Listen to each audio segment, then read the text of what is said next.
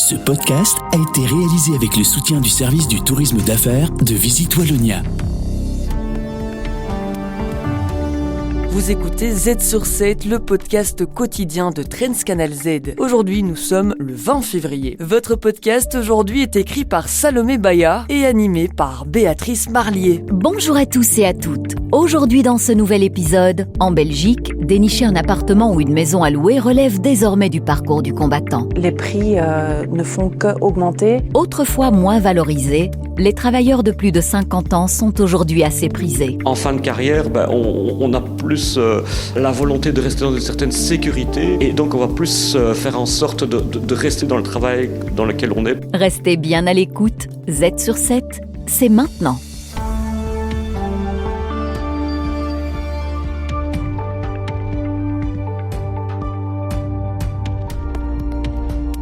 Z sur 7 à la une.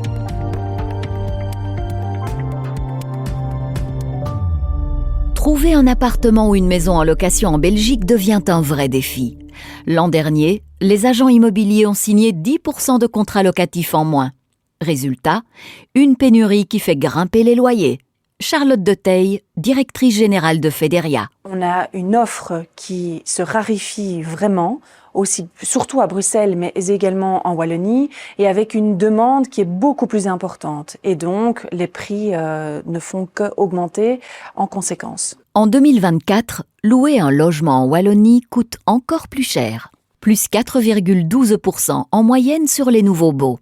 Si la hausse est moins forte qu'en 2023, elle dépasse toujours le rythme de l'inflation. On peut espérer que les nouvelles mesures mises en place par le gouvernement wallon, telles que la réduction du droit d'enregistrement à 3%, va apporter un petit vent frais sur le marché de la location et permettre ainsi aux personnes qui ne pouvaient pas acheter et se rabattaient sur de la location, puissent se rediriger vers un vrai projet d'acquisition et donc laisser un petit peu plus d'espace pour toutes les personnes qui cherchent réellement un bien en location. Vous cherchez à louer à Bruxelles? Préparez-vous à une addition salée. Plus 5% sur les nouveaux contrats en un an, plus 15% en 2 ans. Selon la Fédération des agents immobiliers, une réglementation trop contraignante freine l'arrivée de nouveaux biens sur le marché. Une dernière mesure mise sur la table actuellement est l'encadrement des loyers.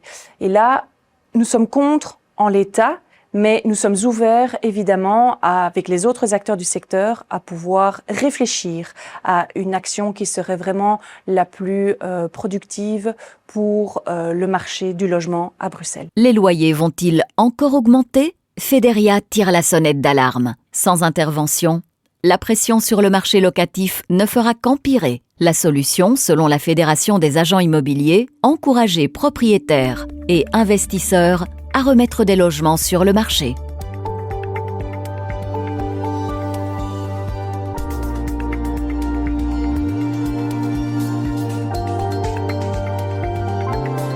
Z sur 7 à la une. L'image des travailleurs de plus de 50 ans évolue. Autrefois moins prisés, ils sont aujourd'hui recherchés pour leur fiabilité. En Belgique, le taux d'emploi des 55-64 ans a bondi de 5% en 5 ans pour frôler les 60%. Une progression encourageante malgré un retard sur la moyenne européenne. Thierry Doc, professeur en politique sociale à l'UC Louvain. Les jeunes en début de carrière, ils testent certaines réalités professionnelles, certains secteurs, certaines expériences. En fin de carrière, on a plus la volonté de rester dans une certaine sécurité et donc on va plus faire en sorte de rester dans le travail dans lequel on est plutôt que de tester une nouvelle expérience qui représente malgré tout toujours un certain nombre de risques parce que la perspective d'être engagé lorsqu'on est plus âgé, elle est plus faible aussi, c'est plus difficile. Mais derrière cet engouement, une réalité s'impose. La population vieillit. Il y a une réalité démographique qui est qu'effectivement la population vieillit, donc mécaniquement il y a un peu moins de jeunes sur le marché de l'emploi, il y a plus proportionnellement de travailleurs plus âgés, et donc les employeurs quand ils recrutent, ils ont moins qu'il y a 20 ans par exemple la possibilité de ne s'adresser pour le recrutement qu'à des personnes qui sont jeunes et qui sont au début de leur carrière. Pour inciter aux carrières complètes, des aides financières existent. En Arizona, ceux qui n'atteignent pas la durée requise voient leur pension réduite. un mécanisme qui bénéficie autant aux travailleurs qu'à l'État. C'est la problématique des pensions qu'il y a derrière l'augmentation du taux d'emploi des travailleurs âgés, qui est vraiment une priorité politique. Plus de travailleurs âgés en emploi, c'est plus de recettes pour la sécurité sociale, pour le paiement des pensions. Et donc, il y a vraiment cet objectif politique de la soutenabilité du paiement des pensions qui est derrière cette impulsion politique. Miser sur les travailleurs seniors, c'est aussi profiter d'avantages fiscaux pour les entreprises. C'est une politique qui a été confiée aux régions dans le cadre de la dernière réforme de l'État. Et par exemple, en Wallonie, il y a des réductions de cotisation pour les travailleurs âgés avec un certain plafond de revenus. Mais donc, des travailleurs et des travailleuses sont plus intéressants à embaucher pour des employeurs, parce qu'il y a des réductions de cotisation sociale dont ils peuvent bénéficier. Le marché du travail évolue et certains secteurs recrutent plus de travailleurs âgés que d'autres. Le nettoyage, l'horeca et la distribution arrivent en tête.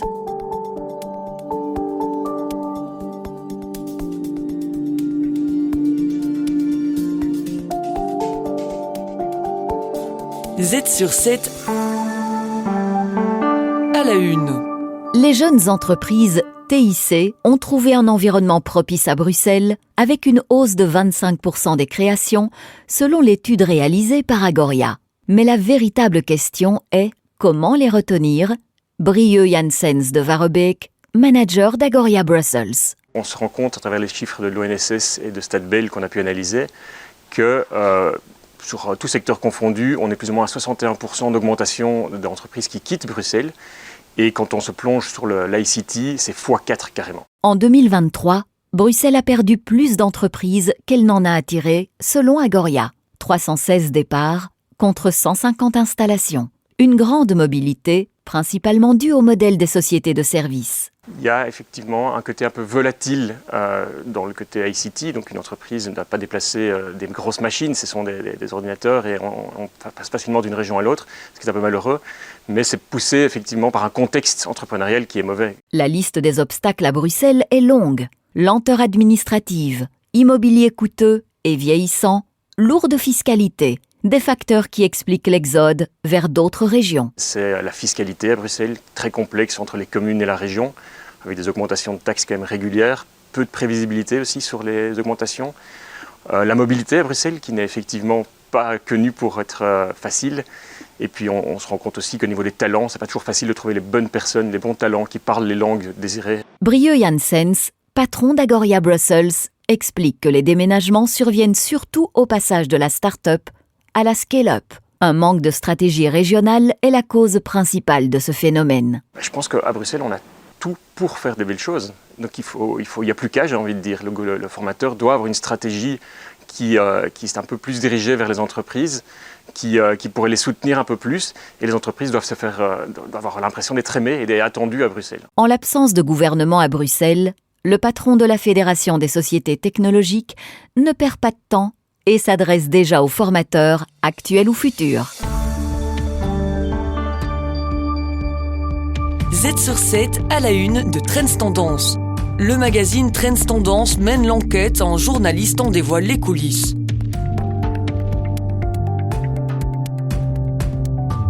Le dernier numéro de Trends Tendance met en lumière la taxation sur les plus-values. Pour en parler, Loïc Streuss reçoit Sébastien Buron, journaliste Trends Tendance. Premièrement, depuis la prise de fonction du nouveau gouvernement, il y a pas mal de zones d'ombre sur cette taxation. Pour vous paraphraser, on parle carrément d'un cauchemar en vue. C'est la moindre des choses qu'on puisse dire, c'est que les contours de cette taxation des plus-values sont loin d'être clairs dans l'accord de gouvernement. Tout est flou ou presque, tout reste à discuter puisqu'il reviendra donc au ministre des Finances Yann Braun d'arriver avec un projet de loi. Il y a des accords cachés, enfin voilà. Mais même je dirais, l'accord de gouvernement est différent sur ce point selon que l'on lit le texte en français ou en néerlandais. On ne sait rien non non plus, par exemple, de certains produits comme les produits d'assurance. On ne sait pas s'ils vont être concernés par cette taxation des plus-values. Il y a des règles qui sont différentes selon qu'on est actionnaire de titres cotés en bourse ou bien qu'on est actionnaire d'une société ou propriétaire de sa propre PME. Et il y a des tarifs aussi qui sont différents en fonction du fait que vous soyez un gros actionnaire ou un petit actionnaire. Donc tout est flou. Deuxièmement, les PME et les sociétés non cotées ont été évoquées, mais la question du mode de calcul des plus-values demeure floue. Effectivement, l'accord de gouvernement ne le précise pas. Comment est-ce qu'on va calculer donc, cette plus-value? Sur quelle base est-ce qu'on va se baser pour prélever l'impôt? Là aussi, c'est le flou. Il n'y a aucune méthode qui est précisée dans l'accord de gouvernement. Pour les titres cotés en bourse, par exemple, imaginons-le, vous achetez des titres AGAS à plusieurs moments différents et puis vous en revendez. Sur quelle base va-t-on déterminer sur quelle référence va-t-on déterminer la plus-value? Est-ce qu'on va la calculer sur la base des titres que vous avez achetés en premier lieu, ou bien sur la base des titres que vous avez achetés en dernier lieu, ou bien sur une moyenne? C'est la bouteille à encre, on ne sait pas. Troisièmement, qu'en est-il du rôle des banques? Vont-elles prélever à la source? Ou bien, au contraire, est-ce que c'est au contribuable de déclarer ses plus-values, risquant ainsi une perte d'anonymat sur ses investissements? Oui, donc là aussi, le texte de l'Arizona, de l'accord de gouvernement, ne le précise pas. Les banquiers que nous avons interrogés partent du principe que, en fait, leur rôle se limitera à communiquer donc à leurs clients et aux contribuables les plus-values et les moins-values qu'ils ont dégagées sur leur portefeuille. Et que donc il appartiendra aux clients et donc aux contribuables de déclarer lui-même dans sa déclaration de revenus annuels ses éventuelles plus-values déduites des moins-values.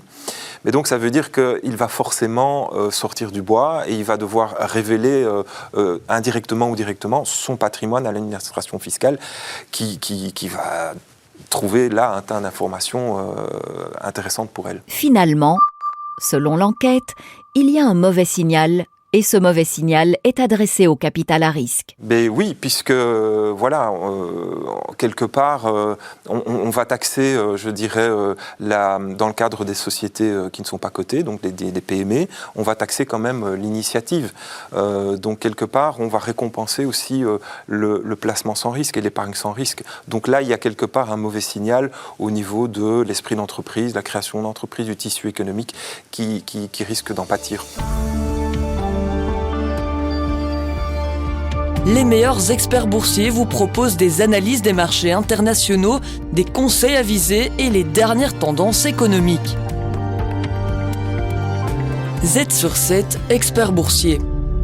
Pour clore cet épisode, Laura Roba de la banque Degroof Petercam vient approfondir ce journal des marchés. Coup d'œil côté belge avec le spécialiste de l'immobilier de soins, Edifica, dont la performance en bourse fut mitigée aujourd'hui. Oui, alors pourtant, des résultats qui n'étaient pas si mauvais, qui étaient légèrement au-dessus des attentes des analystes. On a vu des revenus locatifs qui étaient en hausse de 8% par rapport à l'année dernière, un bénéfice net qui était lui aussi en hausse par rapport à l'année dernière. Si on regarde le bénéfice net par action, lui, il était en baisse par rapport à l'année dernière, mais c'est juste parce qu'il y a un plus grand nombre d'actions suite à l'augmentation de capital qui avait été réalisée fin 2023. Edifica propose un dividende de 3,9 € par action et le management s'est aussi montré encourageant. Le CEO a indiqué que le secteur de l'immobilier de santé était au début d'un nouveau cycle de croissance, donc c'est quand même encourageant. Et Edifica attend une légère augmentation de son bénéfice l'année prochaine, enfin cette année du coup en 2025. Ce matin, les résultats tombent et parmi eux, ceux de Philips qui a vu son action chuter de manière significative en bourse aujourd'hui. Effectivement, donc globalement, les résultats étaient en dessous des attentes des analystes. Si on regarde un petit peu plus en détail, on voit que les ventes, mais aussi le bénéfice avant intérêts, impôts et amortissements étaient légèrement en dessous des attentes. Par contre, le bénéfice net, lui, était lourdement en dessous des prévisions. On peut se demander si les perspectives pour cette année sont meilleures. Alors, elles ne sont pas vraiment encourageantes et je pense que c'est ça qui a aussi pesé sur le cours de bourse aujourd'hui. Ce qui s'est passé, c'est qu'en 2024, on a vu une diminution des ventes en Chine Chine qui a impacté les résultats de Philips. Ce qui se passe, c'est que le gouvernement chinois prend des mesures pour lutter contre la corruption dans le secteur de la santé, des mesures qui sont par exemple des achats groupés, une surveillance qui est accrue et du coup ça impacte forcément la demande. Et donc Philips attend une baisse de ses ventes au premier trimestre de cette année suite à une baisse de la demande en Chine mais aussi suite à un échelonnement de ses redevances. Et au global, sur l'année 2025, ils attendent tout de même une augmentation de 1 à 3% de leur chiffre d'affaires. Toujours côté néerlandophone, jetons un coup d'œil aux résultats d'Ontex, publiés ce matin également. Alors Ontex a bien terminé l'année. Si on regarde les résultats du 4e trimestre, on voit que les ventes étaient au-dessus des attentes des analystes avec une belle progression au niveau des volumes de vente. On voit une accélération de la croissance aux États-Unis, un maintien de la croissance en Europe. Son EBITDA était également au-dessus des attentes des analystes, porté notamment par une réduction des coûts. Et un autre élément qu'il faut noter, c'est que sa dette nette était aussi meilleure que ce qui était attendu initialement. Ontex a contracté une nouvelle facilité de crédit de 270 millions et ça va les aider à restructurer leurs obligations qui arrivent à échéance en 2026. On imagine que c'est une belle performance qui va se poursuivre en 2025. Alors le management attend une croissance des ventes entre 3 et 5%. Notamment une croissance à 2 chiffres aux États-Unis. Pour ce qui est de l'EBITDA, ils attendent une croissance entre 5 et 7%. Ça peut paraître un peu conservateur, mais c'est logique au vu du contexte macroéconomique. Ce sera tout pour aujourd'hui, vous pouvez regarder les Z-News de ce soir. Et Béatrice, à quoi peut-on s'attendre dans le podcast de demain ? Demain, vous retrouverez les points clés de l'actualité et vos analyses économiques. Z sur 7 touche à sa fin pour aujourd'hui. Merci de nous avoir suivis et à demain.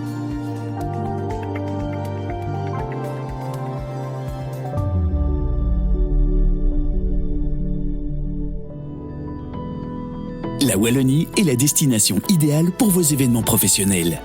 Infrastructures de qualité, cadres inspirants et services personnalisés, séminaires, conférences ou congrès, mais également des idées pour vos team building.